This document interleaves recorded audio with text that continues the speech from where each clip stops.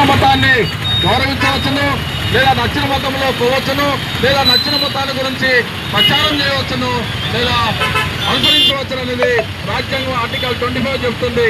వాటి ప్రకారం మేము మరి భారతదేశంలో పుట్టిన ఏ కులంలో ఉన్న వాళ్ళైనా కూడా ఏ మతాన్నైనా స్వీకరించే హక్కు ఉంది. కాబట్టి ఆ హక్కు ప్రకారము మరి ఈ దేశంలో ఉన్నటువంటి ఎస్సీ ఎస్టీలు మరి దేశంలో ఎంతో మంది అణగారిన వర్గాలు కాబట్టి వారి దేశంలో ఉడెక్కినీ లేదు కాబట్టి వాళ్ళందరూ కూడా మరి ఈ దేశంలో వచ్చినటువంటి మిషనరీలు అనుసరించారు, వారిని దగ్గర అక్కడ చేర్చుకున్నారు.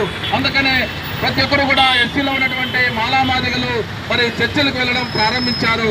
మరి ప్రారంభించడము ఇది తప్పు కాదు, నేరం కాదు, ఎందుకంటే వివక్ష చూపుతున్నారు కాబట్టి చర్చల్లో సమన్వయం జరుగుతుందనే ఉద్దేశంతో వెళ్ళారు. వాళ్ళు విద్యనిచ్చారు, వైద్యం ఇచ్చారు కాబట్టి వారు అక్కను చేర్చుకున్నారు. కాబట్టి వారందరూ కూడా మరి చర్చలకు వెళ్ళారు.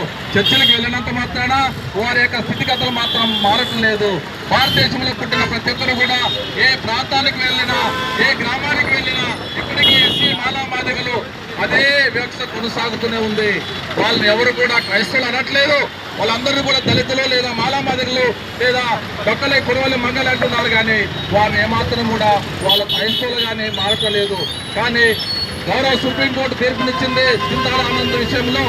ఎవరైతే మతం మారితే ఎస్సీలు మతం మారితే వారి యొక్క రాజ్యాంగ హక్కులు కోల్పోతున్నారని గౌరవ సుప్రీంకోర్టు తీర్పు ఇచ్చింది.